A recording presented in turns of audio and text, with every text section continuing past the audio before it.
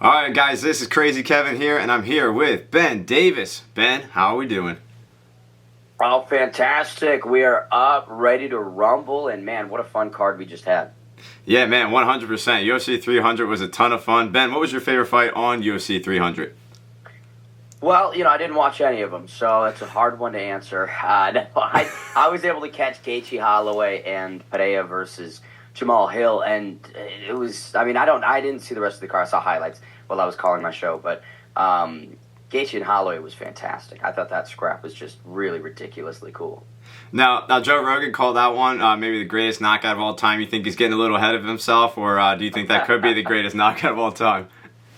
There's a very good case for it. You think that the Korean Zombie and Yair Rodriguez parallels the last second, but Zombie was down. It was competitive, and I don't think it was as good of a fight as Gaethje Holloway was. And then the context of the BMF bout was Holloway did not have to fucking do that.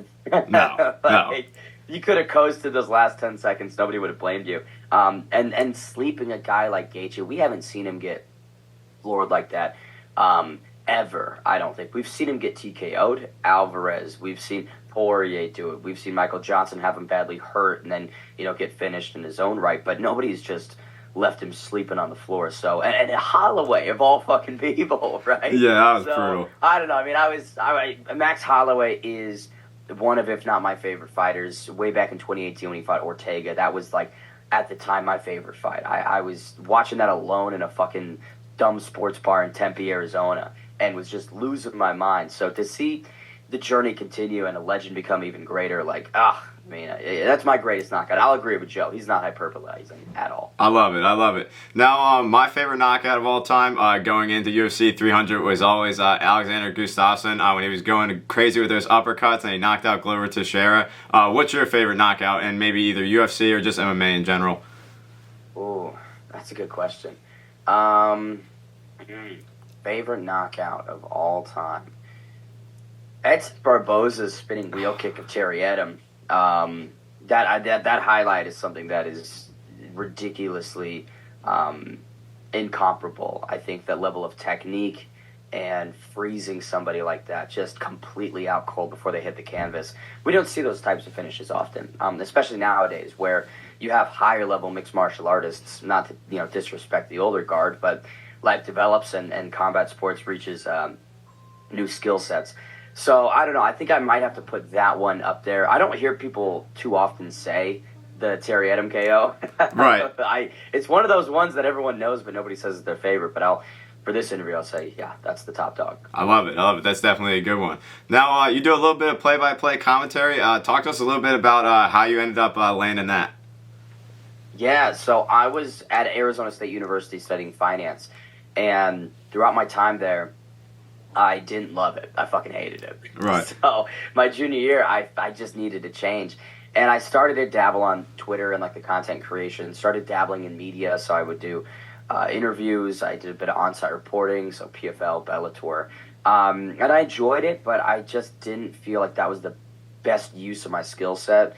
And there was a ceiling to which you could achieve in reporting, and it runs out financially very quickly, runs out in acclaim and opportunities very quickly. So I was like, all right, I gotta pivot even further. And I grew up acting, so as a thespian, I was like, my creative side needs to be itched a little bit more. And play-by-play was just a great marriage of, I think, all the skill sets that I have.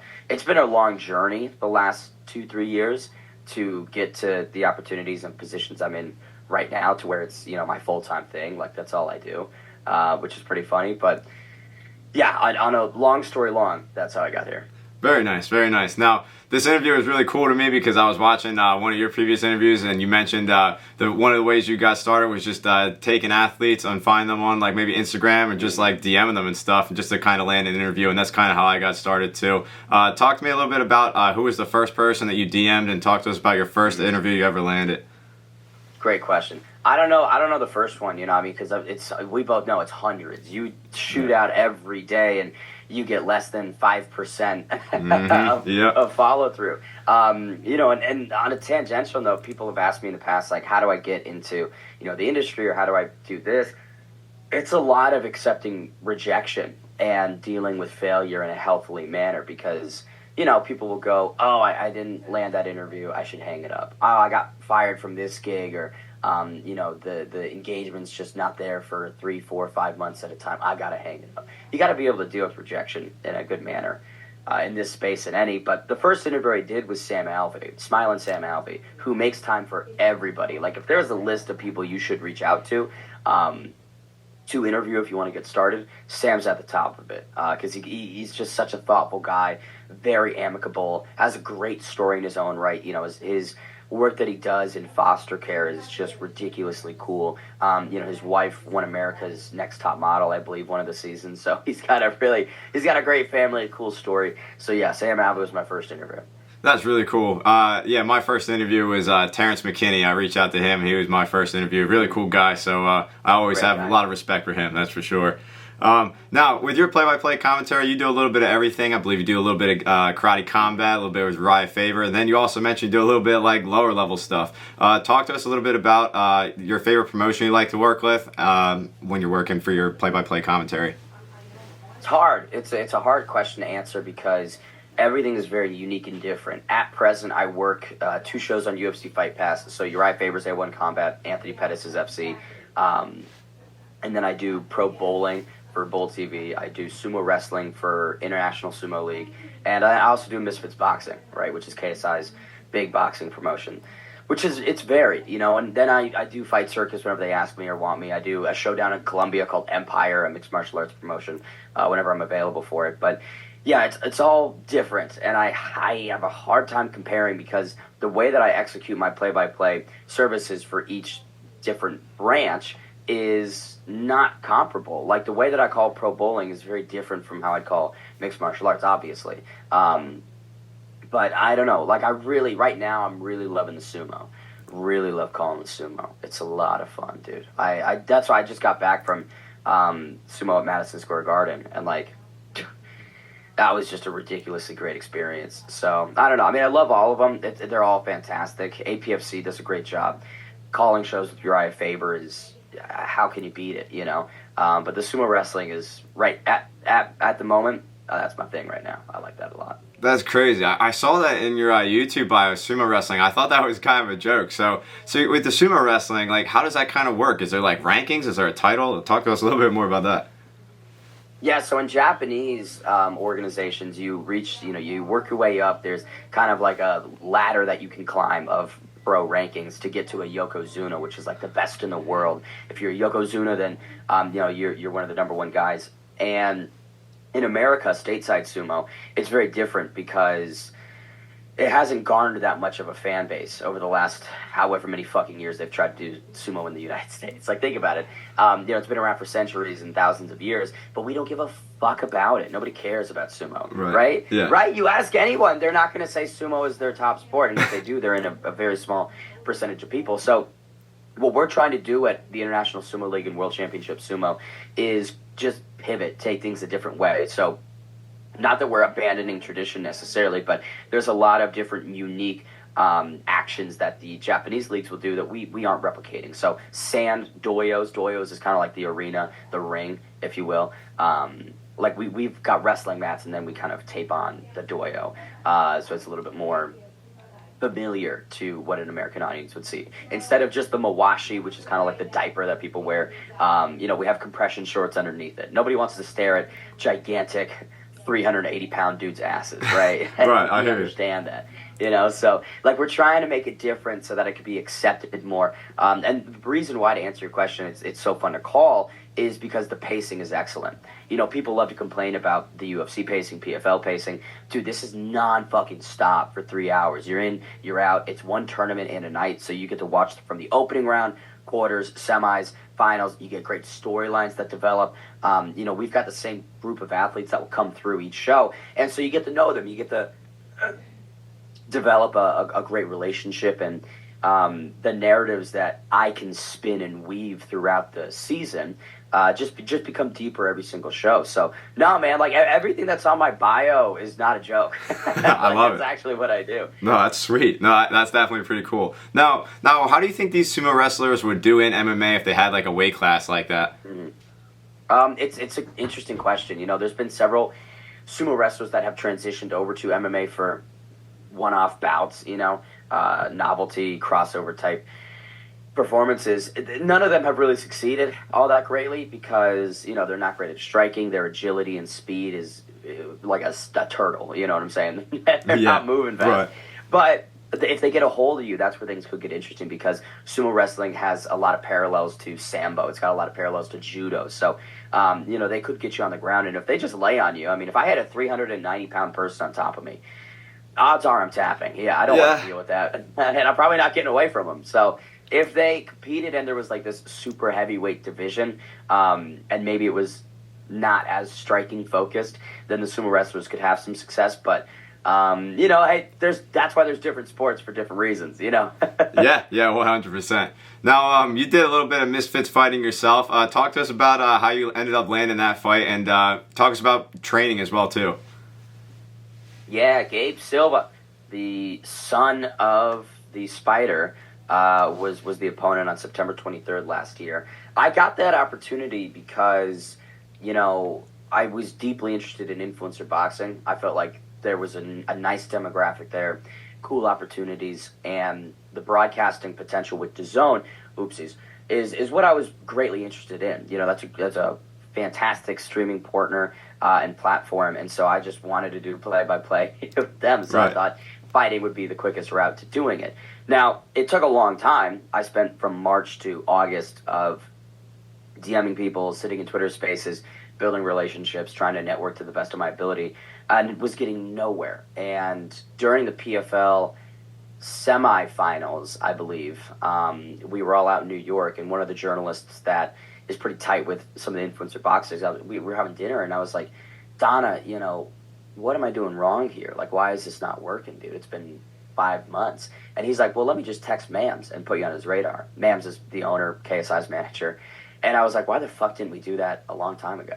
Yeah. But so he texted Mams. Later that night, I get a DM from Mams. The next morning, I've got a 2-minute phone call where every question I immediately say yes to. You know, this is an opportunity that if he said I'm fighting Francis Ngannou, I would be accepting that without hesitation because you got to get the foot in the door. You got to be able to bust it open. And, you know, I recognize that 6'3" Gabe Silva with 26 years of training and many fights under his belt, I'm probably going to die. You know what I mean? Like I knew what was happening. I believed in myself. I believed that I could beat him, and all that. But the reality is what we all kind of thought of. Training was interesting. So my head coach was Showtime Seth Wheeler. He is a featherweight out here in Arizona, a guy I've known since my freshman year at ASU. Really talented. He trained with Dwayne Ludwig, so he's a huge. For many years, he was with Ludwig. Was one of the TJ Dillashaw's sparring partners back in the day, so he's a very talented mixed martial artist. And we got about 3 weeks. That's not a long camp for a guy that has not really trained much in many years. That wasn't as much as I would have liked. I did drop 16 pounds. You know, to the people that like to goof on my body and physique, I was much worse at the start of camp. Right. So you know, it was a good weight cut. Got slim, and you know, I had a couple of good shots, but. That was the Misfits 9 Gabe Silva chapter. I love it. Now, you did a little bit of training with Billy Q's team, I believe, too. And on top of that, you know, you mentioned, you know, you kind of knew the reality going into the fight. I mean, when I'm going into, like, training and stuff, that would be one thing that would kind of freak me out was, like, getting knocked out. Did that ever, like, you know, freak you out a little bit going into the fight? No, not at all. What's really funny is, like, I had no nerves. I had no anxiety. And I know some people say that, but genuinely, like, when you know what is going to happen, you just accept it, and you just kind of, you know, why get nervous about it? I know what's going to go down. It was a very weird sensation of just, I don't know, no weight on the shoulders. All the pressure's on him. I am being, like, I've called so many squash matches where it's a guy who he trains out of a backyard and he's taking on an NCAA qualifier. Like, I know what's going to happen. So being in the position of the nail was funny, and I just didn't have any anxiety. If I fought someone that was like a B-Dave or an established Misfit staple that isn't as big or has the legacy of a Silva, and I'm not expected to lose instantly, then I'd get anxiety. I'd be nervous about that, right? Which is weird that I'd be more concerned about a random content creator than Anderson Silva's kid. But yeah, I don't know. I just I was there to have fun, market the fight, and promote, which I felt I did the best of my ability and better than anyone else on the card. And then I wanted the broadcasting opportunities. Like, I wasn't there to fight. I mean, I was there to fight, but I wasn't there to just fight. That's not the singular purpose. I don't do things for singular reasons usually. It's a multifaceted, what can I get out of this? If this goes well, can I gain something here? And what's the potential if this happens? And you package it all together and then maximize your time, right? So, yeah, no nerves. Yeah, no, it definitely makes sense. I definitely like the way you talk with certain things. We definitely think alike when it comes to certain situations, when it comes to, like benefiting with yourself and all that different stuff. Like we mentioned earlier when I was setting up the interview, I'm a Taekwondo instructor. If there's any openings for Misfits, I don't like to plug myself, but, if there's any openings, let me know.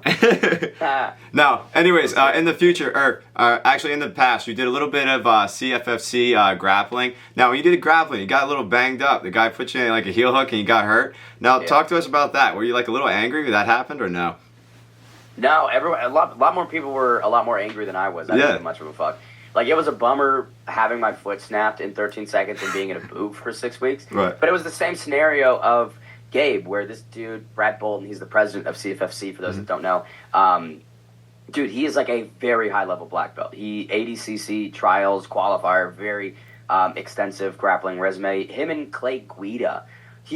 Clay's opponent fell out several hours before one of the pro grappling shows, and Brad was like, I'll step up. He had Clay in the same position, the same straight ankle lock, and could have finished Clay Guida.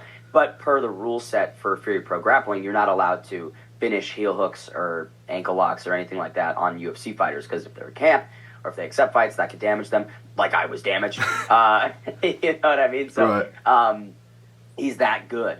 And it was I had 5 days notice. Like, I was goofing on Twitter a little bit, and opportunity came about. John Morgan, who's the play-by-play of CFFC, is a good buddy, and just it came together. I was coming back from a Karate Combat show and had nothing to do that weekend, so I was like, why the fuck not? I'll go to Philly, have fun. It was great. I mean, in terms of like analytics and engagement, that fight performed better than any other fight on the card. UFC Fight Pass put it up on Twitter, got almost 1 million views, and that also featured Gerald Mearshart. That also had Andre Petroski and I think Bill Algeo was also on it. So like, there was UFC fighters, and little old Bane is doing numbers, right? So for those that, I don't know, like to go, who the fuck is this guy? It's like, well, I do good business whenever I'm around, right? Yeah. But yeah, people were upset. They're like, why the fuck would you ankle lock a white belt? And I don't know. The reason I look at it, I got out of there quicker so I could drink more. You know what I'm saying? Yeah. That was my my way of looking at it. All right. Well, speaking of drinking more, who was the best fighter to party with? Billy Q's great. Billy Q's an awesome guy. He's just the definition of a fun hang. Huge Bills fan, right? And so he keeps getting disappointed each season by Josh Allen and the gang. But when I was out there training for Gabe, for a week at Gracie Tampa South, there was a Bills game. Me, him, ton of guys from the gym went out, and just a really, really great time. Adesanya is pretty fun to party with. Israel Adesanya is a really, really fun time. Mac Malley, and Booger Beard snuck into his after party after UFC 263. They were invited. I wasn't. And so we were just hanging with him for a good half hour, him and his manager, and just really nice people. Good crew. That's awesome. Now, what is kind of like an after party kind of like? I've never been to one. What do you kind of expect at those kinds of experiences?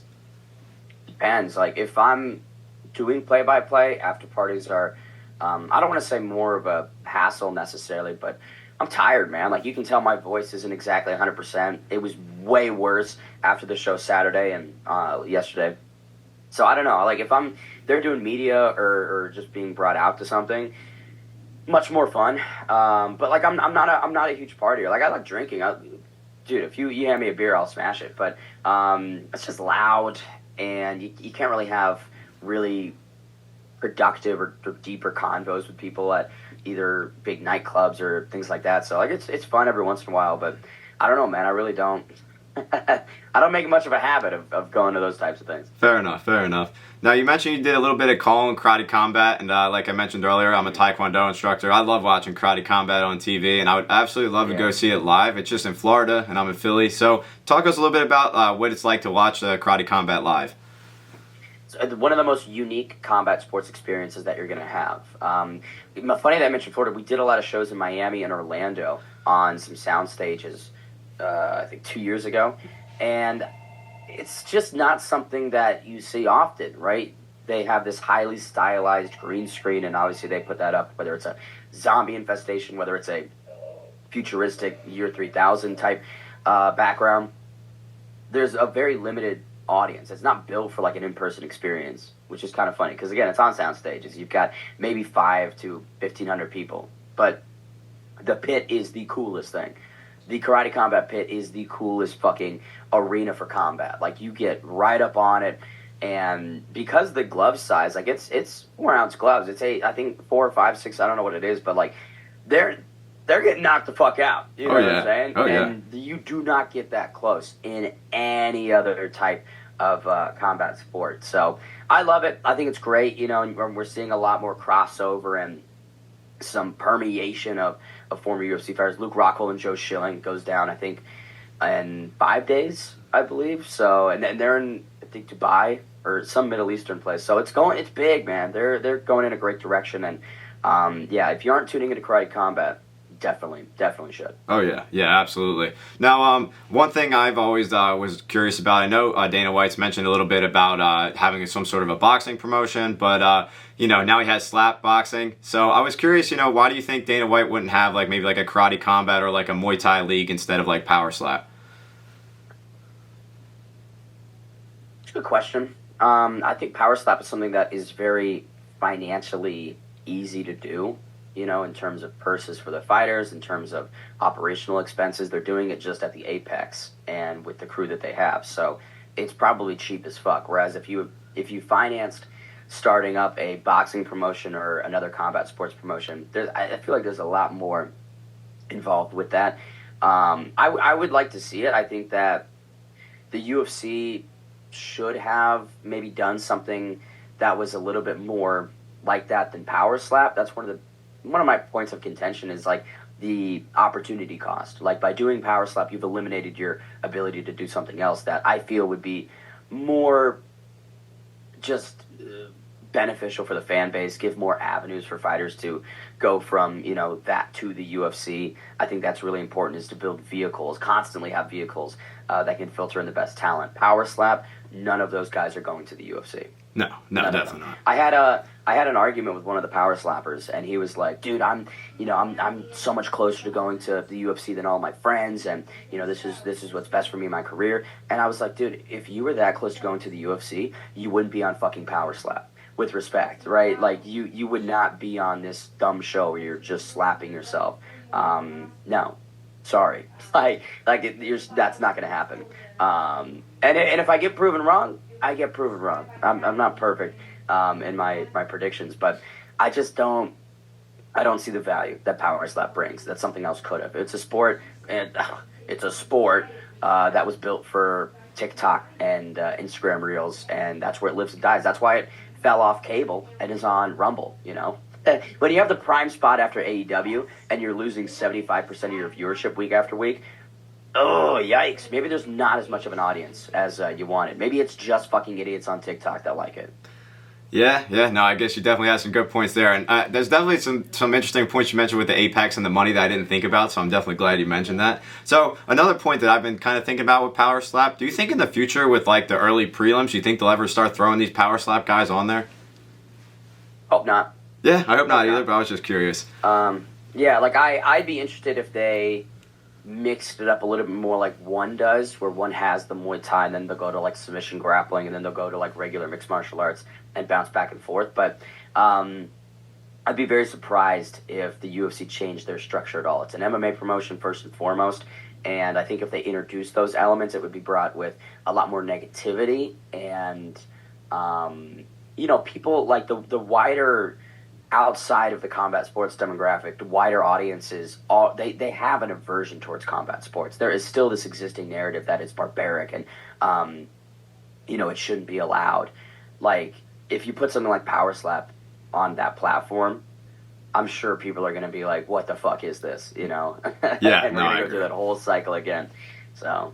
Yeah, no, I definitely agree with that. I definitely hope that doesn't happen. But it's always a thought that crosses my mind. Like you mentioned, how the viewership's just going down and down. It's the only thing I can think that could maybe save it. So you also mentioned, you've met a lot of managers as well as promoters. Who do you think is the best promoter that you've met so far in your career? That's a good question. Huh. Okay.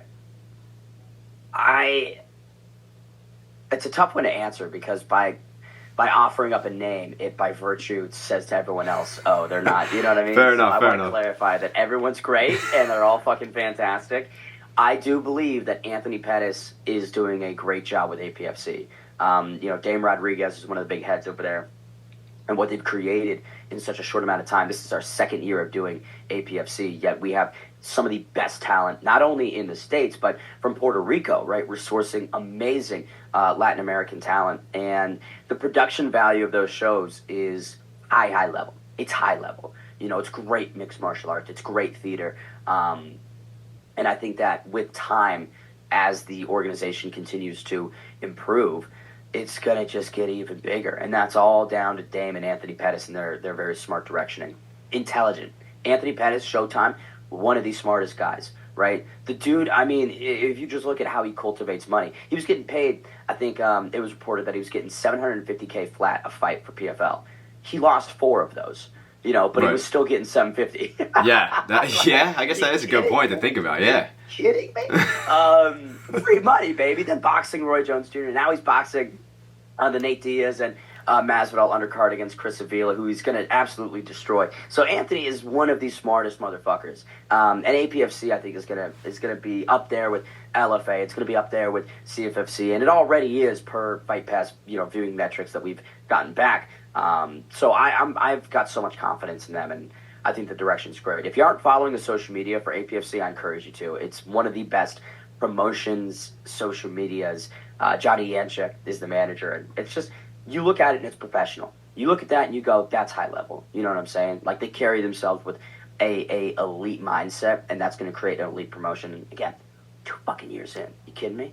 Yeah, no, that's awesome. No, Anthony Pettis is definitely the man, and I'm definitely glad he's doing well outside the UFC with his business, so it's definitely cool that you mentioned him. Mm-hmm. So, one thing I always like to ask my guests, like I've mentioned a couple times now, I'm a Taekwondo instructor. I've been teaching for 6 years, and I've been training for 20 years now, so martial arts is my life, and I love what I do. So, my question to you is, with my guys that I have in the gym, I have about 150 of them, what advice would you give to them to keep coming in the gym every single day to keep on getting better and better? Tough question. I think that it's almost an impossible one to answer because motivation varies significantly person to person. I can't attribute a generalized, this is why you should all come in. I would almost have to encourage you to look in the mirror and analyze, why are you coming? What is your driving factor to showing up to train or showing up to compete? And, weigh, is this